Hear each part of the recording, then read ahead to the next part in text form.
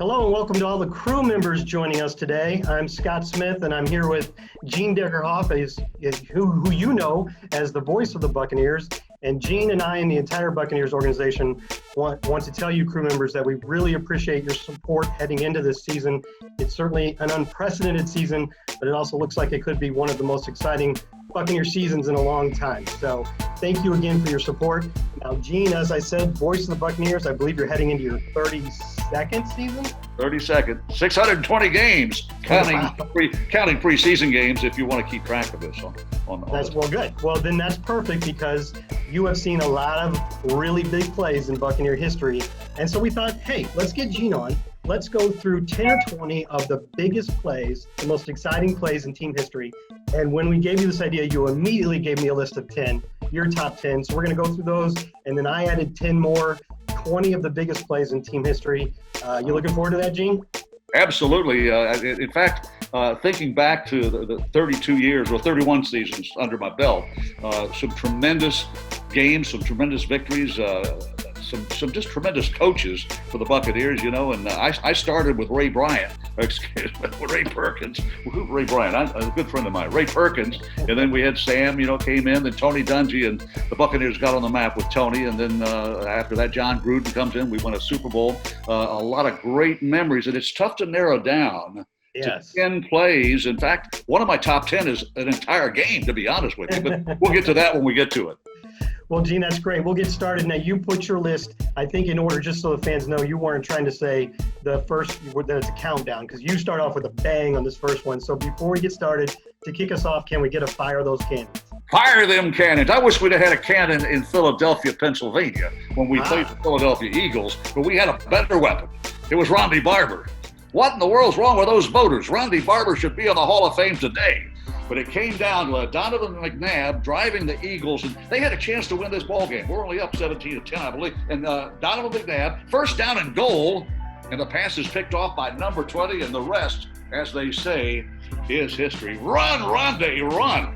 And the Buccaneers upset the favored Philadelphia Eagles. We earn a ticket to the Super Bowl, and by the way, we beat the Oakland Raiders 48-21 1 week later. Let's watch Ronde do it again. Gene, I got a chance to go through this game with Ronde the other day, and he said, as you know, he sort of faked a blitz there, which is what made Donovan throw that hot read. He said had it not been such a hurry-up situation, Donovan would have known that he wasn't blitzing because of the formation they were in, but they were just in such a rush that it fooled him, and the rest is history. Yeah, I saw Andy Reid along the sideline, and I wonder what was going through his mind. I know what was going through the minds of all the Buccaneers in the broadcast booth. My goodness, what a tremendous play. We had less than 3.5 minutes to go in the game, and it's first down and goal. I mean, they had come down the field, boom, boom, boom, boom, in their hurry-up offense. And Ronde Barber, the man of the hour, and again, he needs to be in the Pro Football Hall of Fame. Ronde Barber, number 12. I'm going to miss Ronde during the preseason, I guess, because no TV in the preseason. I enjoyed visiting with Ronde. In fact, I hitched a ride back to the hotel after every away game with Ronde Barber. Nice. And Chris Myers. Well, you're right. The only 45-20 guy in NFL, or 40-25 guy interceptions and sacks in NFL history. He should be in the Hall of Fame. And we started right off here with what I think most people would say is the single greatest play in Buccaneers history. Wouldn't you say so? Yeah, and Scott, it absolutely is. I think there's nobody going to argue with you on that. Maybe somebody who made a touchdown catch to beat somebody that played for the Buccaneers. But Ronde Barber is the hero of the hour. And, in that ball game, Scott, remember, the Buccaneers had never won a game when the starting time game temperature was below freezing. The temperature in Philadelphia as that game began was 26 degrees. And the Buccaneers and Ronde Barber and Mike Alstott and Martin Gramatica, the Buccaneers' phenomenal performance in the NFC Championship game. Nobody gave us a chance. We had lost to Philadelphia 2 years in a row in the playoffs in this same venue, the old vet. Okay, we move on to the second play on your list, Gene, and it may not be the greatest play in team history, but it's certainly one of the most memorable because it broke an unbelievable streak. Let's roll it. Well, from Carson Newman College, that's a very small school. Number 30 in your program, number 1 in your heart. Vernon Turner In fact, I gave him the nickname Vernon the Returner. Watch him make this move to break by the final guy that could tackle him, the punter. And Vernon Turner makes Buccaneer history. That is the first kick return of any kind in franchise history. 1994, huh? We began in 1976. Why did it take so long? Buccaneer fans are cheering and celebrating, Scott. That was a tremendous play in the history of this franchise. There's two things I love about this play. One's going to come up right away. He actually starts high-stepping right here. See that? Even before he's around the corner, he's high-stepping. He does it again at the end. And then you see somebody come running into the end zone to tackle him. A coach, you never see this. You remember this guy, Coach George Stewart. He knows how big of a moment this is in franchise history. There he is. George is still coaching in the National Football League, by the way, and he was our special teams coach at the time.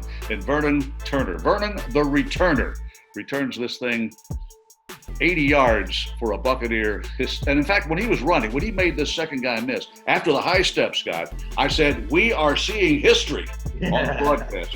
In history, it certainly was. Okay, well, there's a theme developing here. We're going to move on to our next play on your list. And as you said, this was the first punt return in team history, but we still didn't have a kickoff return yet. Caden will put toe to leather and back to return at Spurlock. Michael Spurlock at the 10. He's to the 20. He's to the 25. Spurlock 30 to the 40-yard line. We could see history. 50, 40 to the 30-yard line. Run, Michael, run, Michael, run, Michael, run. Touchdown, Tampa Bay. There you go. What a way to do it. How about that? Wow. All right, Gino, Vernon Turner made history in 1994, but it took 13 more years for the first kickoff return touchdown. Yeah, and they always reminded Buccaneer fans how many kickoff returns we had. It was well over 1,200 kickoff returns that we had never scored a touchdown until Michael Spurlock. Run, Michael, run, Michael, run! And the kicker had no chance of catching him. And again, historic kickoff return, the very first in Buccaneer history. We beat Atlanta pretty handily that day, and that was the first of two kickoff returns Michael Spurlock had in his career, but it was the very first in the history of the Tampa Bay Buccaneers. Yeah, Spurlock also had a punt return touchdown for us, so 3 total touchdowns. This was the 1,865th kickoff return in franchise history. You know, Scott, I knew you'd have that number. I knew it was better than 1,400. Gene, we used to carry that number as a PR people. We used to carry that number into the press box with us for every game, just waiting for a chance to break it out. Yeah, there was no way I could look that up. I tried to find that, but what was it again? What was it again, Scott? 1,800? 1,865th. Wow, my goodness. Run, Michael, run, Michael, run. Here is Dave Moore, the snap, the hole, the kick.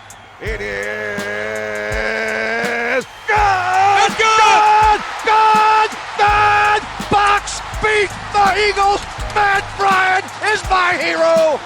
Unbelievable! Wow! There is life in Tampa! I'll tell you what, Gene, you are certainly not ignoring special teams on your list. We did the kick returners. Now here's the kicker's big moment.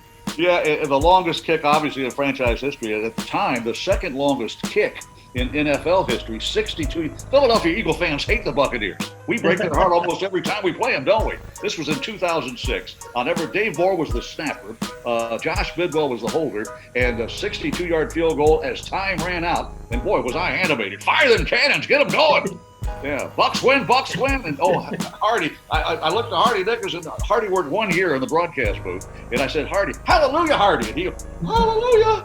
Kind of like Queen singing, Bohemian Rhapsody. Hallelujah. I feel I'll never get tired of watching this kick by Matt Bryant. Yeah, the mayor declared the next day Matt Bryant Day. Wow. He deserves it. You know who I feel sorry for in this game is Ronde Barber, because everybody forgets he had 2 pick sixes in this game. That ties an NFL record. 23-21 at the Horn. The Bucs beat the Philadelphia Eagles. I was a little skinnier back then. I'm glad I'm not at the bottom of that dog pile. I mean, my goodness. Matt Bryant, are you still alive, son? Well, he went on to a lot more good years in the NFL, so yeah, unfortunately for another team. Obviously his biggest moment. Gene, here's another huge play from the NFC Championship game. Ronde's big play might not have been possible without this one. No, in fact, Joe Jurevicius wearing number 83, and he makes a catch, and this was the play that gave the Buccaneers momentum going into halftime. We were trailing. We had not led in this ball game. We had a Martin Gramatica field goal, as I recall, and Joe Jurevicius makes the catch and runs 71 yards and gets it to the 5-yard line of the Eagles. We scored 2 plays later on a Mike Alstott touchdown with about 40 seconds left in the first half. What a tremendous momentum pivot that was. You go, Joe. You go, Joe. That's how I called it when he ran 71 yards for that catch. And I think you might have mentioned at the time that there was a reason that Joe might have had a little extra wind beneath his wings, ran a little faster than he ever had before.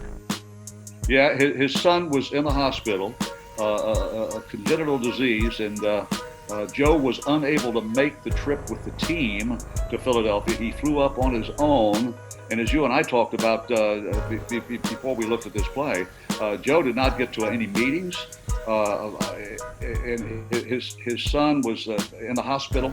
He was with a heavy heart. It was his only catch of the game, 71 yards. It set up the go-ahead touchdown, and the Bucs never trailed. Joe Jurevicius took this team to victory, and he put it on his shoulders. And you know what? I don't think he's ever run that fast since.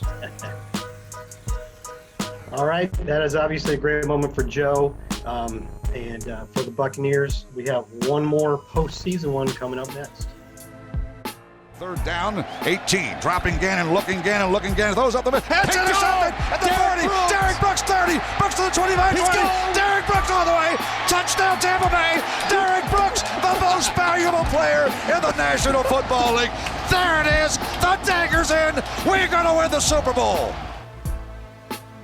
Gene, this one would have to give Ronde's pick six a run for its money, huh? Yeah, it would. And in this ball game, the Bucs set a Super Bowl record. We had 5 interceptions, and we returned 3 for touchdown. Derrick Brooks, there's 2 Hall of Famers back to back. There you see Warren Sapp, and that guy should be in the Hall of Fame as well, along with Ronde Barber and Derrick Brooks. He was the leader of the defense that year and for almost his entire career. Derrick Brooks scored. I remember we played Cincinnati that year. He returned an interception. Derrick Brooks returned a fumble against the Baltimore Ravens, and in the Super Bowl, the biggest stage you can have in the game of football, in the game of sport, he scores a touchdown, and that sort of put this. Earlier in that game, Dexter Jackson had 2 interceptions. He was named the MVP, former Florida State Seminole, I might add, and Derrick Brooks as well. But Dwight Smith had 2 interceptions, both returned for touchdown. I think Dwight felt he should have been the MVP in this thing, but the Buccaneers just dominated and when Dwight scored his just before Derrick Brooks' interception return, I said, the Bucs are going to win the Super Bowl, and it's only the 3rd quarter. And they came back and scored a touchdown on a field goal. I started to worry about that, but Derrick Brooks, God bless him, what a tremendous football player. What a tremendous guy Derrick Brooks is. Counting the regular season, that was his 5th touchdown of the year, and he was, of course, named Defensive Player of the Year. Absolutely. He deserved everything he earned, and he earned a ticket to Canton, Ohio. And again, Derrick Brooks was the leader of that defense. He was the heart and soul of that defense. And I'll never forget at Derrick's retirement party, Scott, Monty Kiffin had some kind words, our defensive coordinator, going into the Ring of Honor this year, I might add. But Monty Kiffin said if he didn't have to tell these guys what to do. If you didn't do what you were supposed to do, old number 55 was knocking on your door and saying, hey, you better straighten up or I'm going to come back and see you again. So he was the leader of this defense, very obviously, and a big hug from head coach John Gruden. All right, well, there's the crowning moment in Buccaneers history. The next one are going to fast forward for 10 years to get to that game you teased about at the top.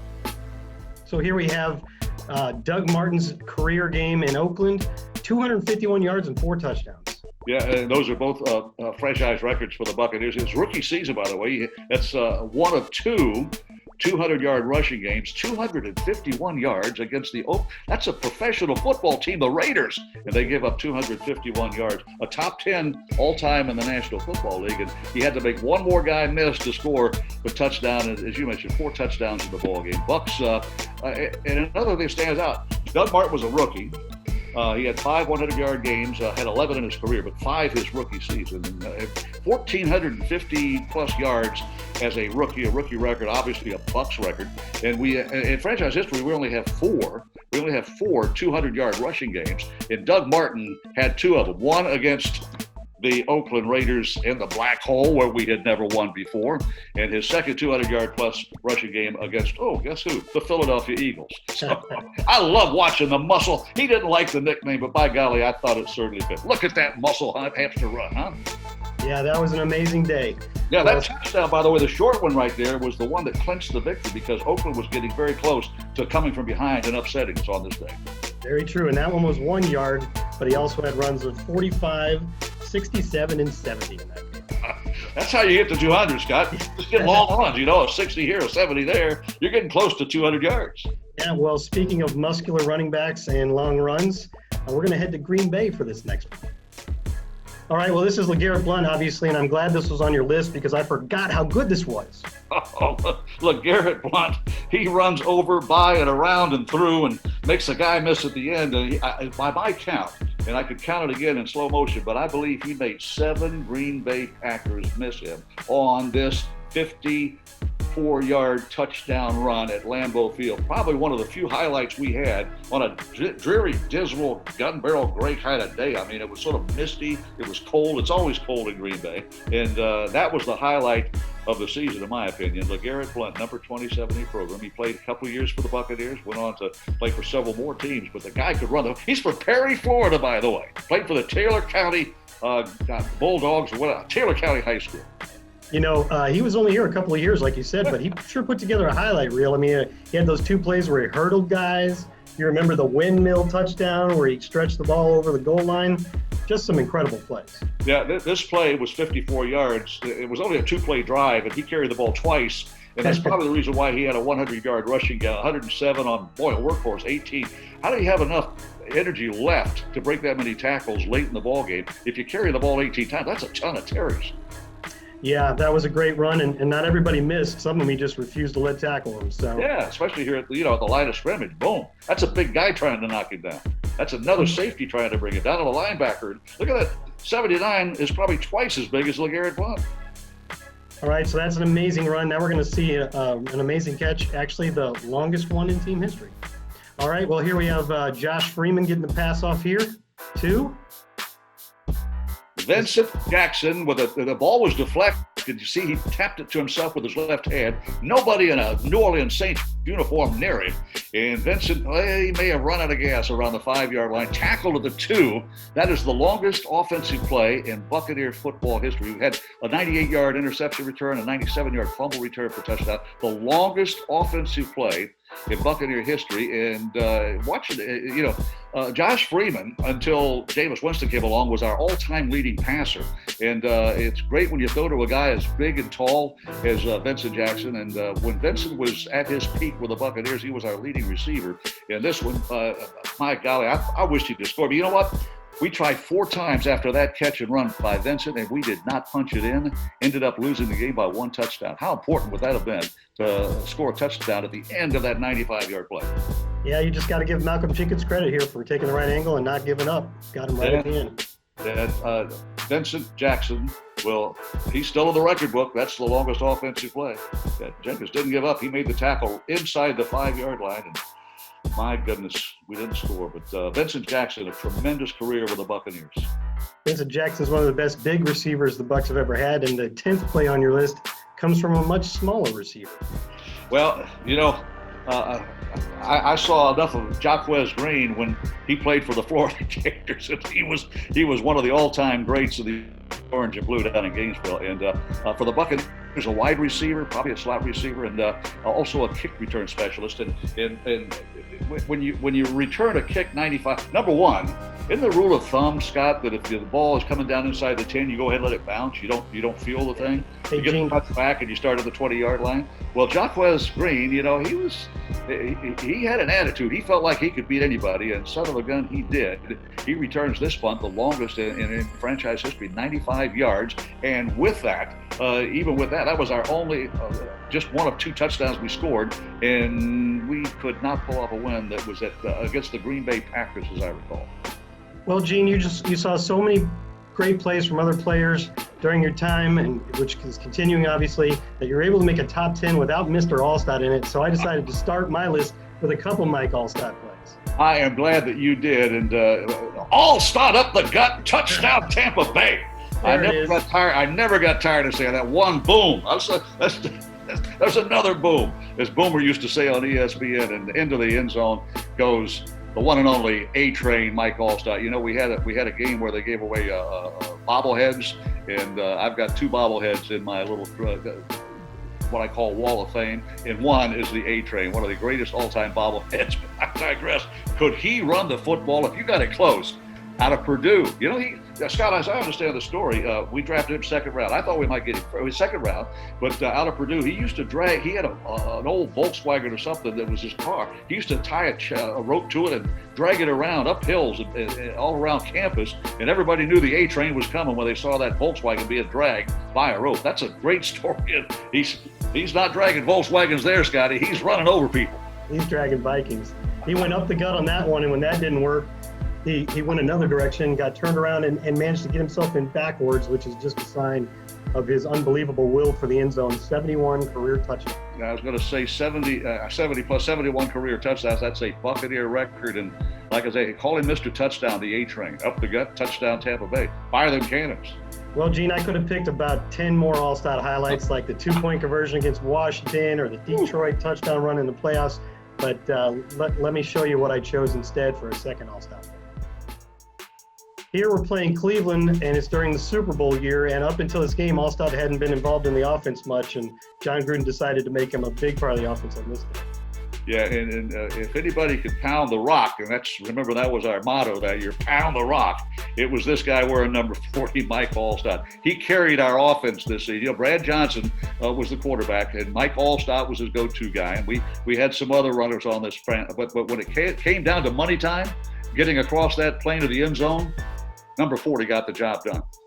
Yeah, and this is the famous play where I think he bounced off or ran around or ran through 9 different Cleveland Brown defenders, and they kept showing the highlight on the video boards at Raymond James Stadium, and fans started going every time he ran into one guy. It's one of my favorite memories. Yeah, and you know, he loves the Tampa Bay area, loved his football team, and I look forward every year we have the Ring of Honor when the alums all come back. It's always great to see the A-Train at those. He always comes to it. Well, Warwick Dunn wasn't on this 2002 team, but he for a long time was part of Thunder and Lightning with Mike Alstott.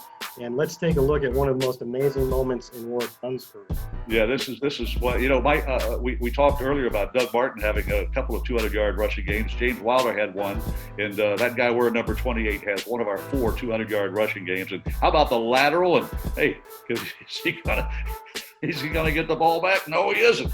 And the Buccaneers are going to score a touchdown. How about Warwick Dunn? He shows some skill. He was a quarterback in high school and recruited by Florida State University. Defensive backs coach Minsky Andrews wanted him as a quarterback, and the offensive staff said, no, we want him as a running back. And he flips the ball to quarterback Sean King, and look at King run there. I had forgotten how fast Sean King was. He's not that fast.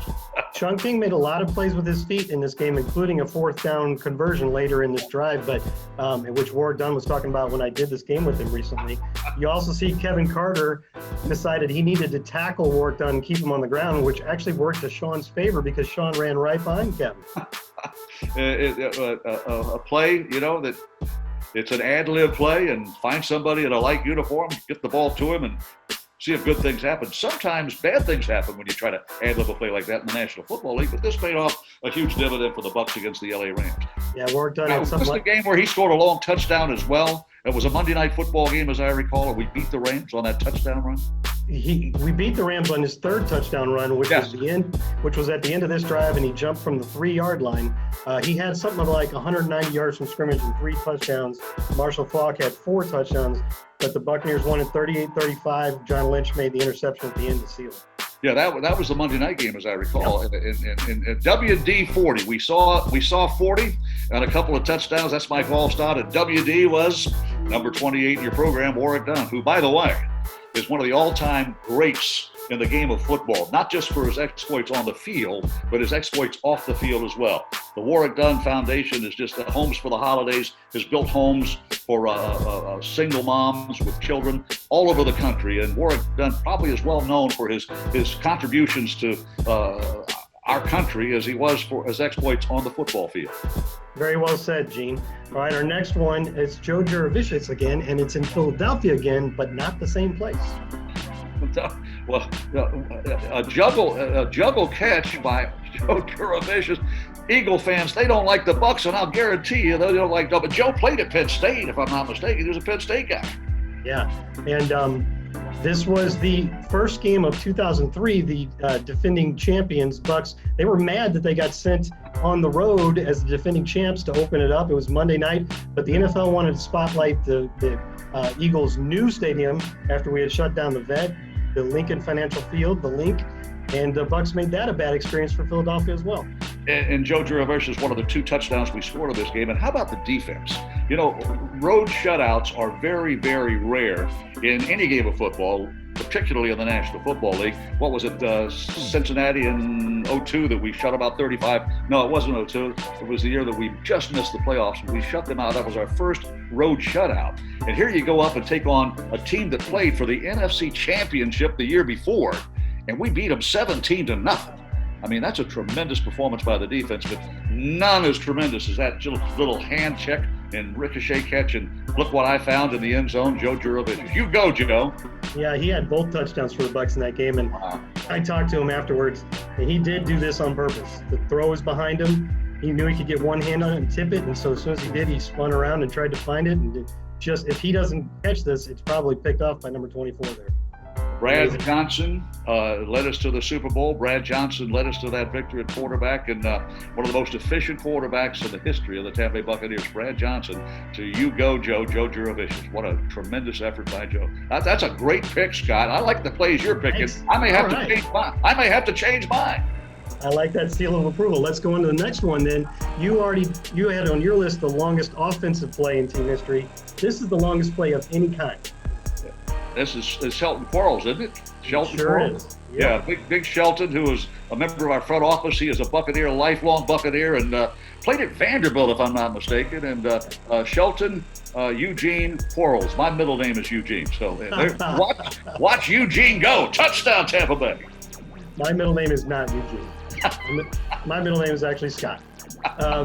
But Shelton Eugene Quarles here, 98 yards. He read it, jumped in front of Bubba Franks, I think that is. You can see he has to shove him off him, but he manages to stay just ahead, doesn't get tripped up there, and it looks like he's running out of gas at the end. But he makes it. Scott, if you want to define the perfect linebacker for the Tampa 2 defense, it's that guy wearing number 53. Shelton Quarles made that Tampa do it. Now, it's always nice to have a Hall of Fame quarterback to your right, the weak side linebacker. But Shelton Quarles probably, the middle linebacker in the Tampa 2, as I understand it, has to drop back and do a whole lot of coverage. He's got a lot of coverage responsibility. He dropped back deep, and he was about 15 yards off the line of scrimmage and ran it back 98 yards. My goodness, Shelton Eugene Quarles, touchdown, Tampa Bay. I picked another one from 1999 that was a turning point in this game. 1999, this is, the Bucs play the Redskins. Washington Football Club, I guess you will call them now. But here is a huge play by the Tampa Bay Buccaneers. An interception, and we hang on to the ball. And John Lynch, he's got to be in the Hall of Fame soon. What do you think? Yeah, he's been semifinalist 7 straight times. It feels like he's right there. Hopefully it's this coming year. The Bucs were losing 13-0 at this point. Virtually no offense for either team. Neither team even got to 200 yards in this game. But the Bucs couldn't get their longest drive before this pick was 32 yards. This was in the third quarter. After this, they drive 73 yards for the first touchdown to start a big comeback. And Scotty, there's an old saying: if you can't beat them, join them. The quarterback for the Washington Football Club was none other than Brad Johnson. He couldn't beat us that night. He joined us and took us to the Super Bowl championship. That's a very good point. And in this one, though, it was Sean King who threw the winning touchdown on a sort of a jump pass to third-string tight end John Davis. Bucs won 14-13, and that sent them to St. Louis for that unbelievable game, against the greatest show on turf. Yeah, you know, there's more football in that Johnson family. I talk about Brad Johnson because he played for the Buccaneers, played for the Florida State Seminoles. His son, Max, his oldest son, is a quarterback for the LSU Tigers now, the defending national champions. He's a freshman. And his younger son, I understand, is one of the top tight end prospects in the country. Brad Johnson's number 14. He didn't change numbers when he switched to the pewter and red of the Tampa Bay Buccaneers. Gene, my next one is going to be the first one, I believe, that you weren't actually there for. I missed Leroy, but by golly, Leroy Selmon is the man that put this franchise on the map. In 1979, we're watching highlights. How about, I'm wearing the throwback jersey today. I've got the old Buccaneer Bruce on the logo. And how about, was that Dave Logan on the return? Yeah, absolutely. You shared on the return, wasn't it? Yes, you shared a booth with him. Now, Gene, this was... Absolutely. I recognize that number 76, Dave Logan. This was the final game of 1981. Whoever won this game was going to win the division and make the playoffs, and whoever lost it was not going to make the playoffs. Yeah, so this was winner take all. Dave Logan, God bless him, he passed after the 98 season, unfortunately, very young. But how many defensive touchdowns did Dave Logan? I know he scored a couple, and that was a fumble return for a touchdown against those Detroit Football Lions. But Leroy Selmon, our very first draft pick in the history of this franchise, in fact, until Warren Sapp comes along, is our all-time leading sacker. And you can't say enough about Leroy Selmon. He went on to great things at the University of South Florida, always a tremendous ambassador for the Buccaneers. He passed too early as well. I'm glad you asked about David Logan, Gene, because that was one of his 4 defensive touchdowns. Only Ronde Barber and Derrick Brooks have more. I knew he had multiple. I did not know the number was 4, and I'm learning something new every time we do a show, Scotty. This is linebacker Mason Foster here, and I forgot how incredible this return was. This is against the Saints. Mason Foster didn't play very many years for the Buccaneers. He was a middle linebacker, and everybody said, who's going to take the place of Shelton Quarles? So he had some big shoes to follow at Mike linebacker for the Buccaneers. And watch this return. I mean, great effort. Runs over a guy. He knew he was going to score a touchdown. See, these defensive guys, Scott, when they have a chance to score, they're not going to let a little safety deny them. Watch the effort. He said, you're not going to stop me here. I got a chance to score points. Got good blocking, and oh, by the way, not a penalty flag thrown on this return. Sometimes when you scramble like that, you got so many bodies flying around, you're going to get one of those yellow flags. But this time we do not get a penalty. Good convoy, and that great effort there made the guy miss at the 10-yard line and takes it in. That's a tremendous effort by Mason. 85 yards, third longest in team history, and it reminds me of that play at Raymond James Stadium in the Super Bowl with Pittsburgh and Arizona, where James Harrison went pretty much the entire length of the sideline on the right, just like that, and it was the same thing, but that was at the very end of the half, so he had to get into the end zone. Yeah, and it was against the New Orleans Saints, too. One of our 3 big rivals in the NFC South. When you beat New Orleans, I'm a happy man.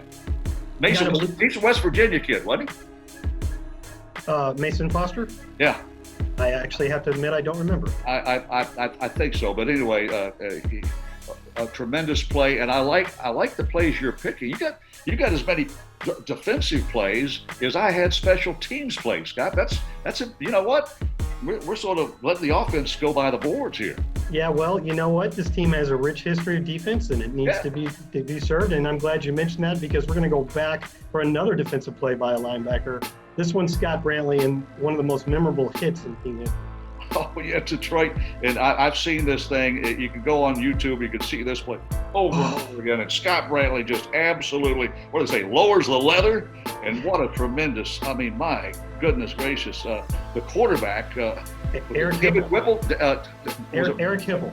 Eric Whipple, right? Hipple with an H. And Scott lives in Ocala, Florida. He's got a good friend in Ocala that happens to be a Florida State Seminole, and we're in Ocala for at the time a Jimbo Fisher event, and I saw that play for the first time on a little iPhone, and I'm still amazed. And Scot Brantley, he's retired now, and he's got a little farm just outside Ocala. He was in the booth with me for about a half dozen years. And get well, Scotty, get well. And Scot Brantley, and what a hit. Hits like that, I'm telling you what, they don't happen very often. I wonder if he'd be penalized in this day and age. The announcers at the time said they felt like it was a clean hit, but I'm not so sure that would fly anymore. I think that would be, you'd be getting a FedEx packet on Tuesday afternoon, I think, from the league on that one. Well, I guess you got to like that I picked a couple of your former broadcast partners in my top. I do. We got one more play going. Hardy Dickerson had a couple of plays. We should have picked one from him, too. You got me. We'll do another 20 sometime soon. And Dave Moore caught a couple of touchdowns. Good golly, come on. Well, Dave Moore. Yeah. I seriously thought about including Dave Moore's one-handed catch in the comeback win in the first game ever in Raymond James Stadium. Against the Chicago Bears, yeah. That should have been one of our top 10. Yeah, we're gonna have to do another 20. Let's do a top 21 list and throw that one in there. So this is our last one, and we're gonna give it to one of our current stars. We couldn't do this list without Mike Evans somewhere. No, we're wearing the all red too, huh? Those are great. Winston and one-handed catch and hangs onto the ball. That's one thing that Mike doesn't have many drops. And he's got the size and the length to go up and catch a high ball, which he does. And you don't see many one-handed catches like that. Remember Chris Carter, the old Minnesota Vikings would do that toe tap thing and break our hearts almost every time we played him?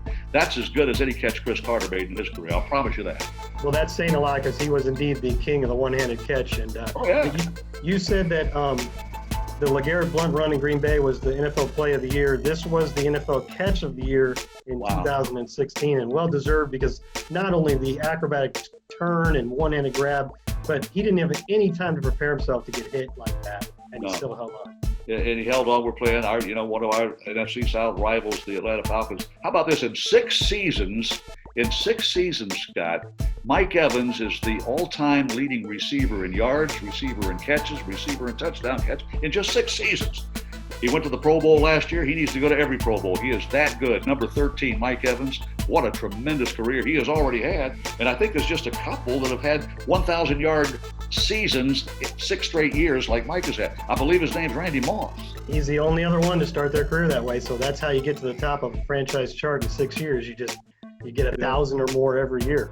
Yeah, and watching Mike here on our reliving these great moments in Tampa Bay Buccaneer history, our top 20 plays. When you see Mike do things like that, he still has a future ahead of him in the game of football. But you've got 2 Pro Bowl receivers, you got 3 tight ends that could play for any franchise in the league, including brand new Buccaneer Rob Gronkowski. You got a Hall of Fame sure bet greatest of all time quarterback. Watching Mike play right now. Let's put total leather and get this season underway and win 16 games and win a Super Bowl. Gene, my takeaway from that is that you think we might have to edit this video a year from now because there's going to be a couple more gigantic plays in this upcoming season with all those stars you just mentioned. Oh, yeah. We'll have to have our top 30 plays next year, I'll promise you that. Well, Gene, thanks again. And we also want to thank one more time the crew members for all their support. Everybody's really looking forward to the season coming up. We hope we got you excited for it there with some of the best moments in team history. Was it fun for you, Gene? It was. Daniel made me look skinny, and I'm not really skinny, but thank you very much for the work on the inside running the control board, Dan. We appreciate that. Yeah, shout out to our producer, Daniel. Yeah, fire them cannons. Touchdown, Tampa Bay. Can't wait.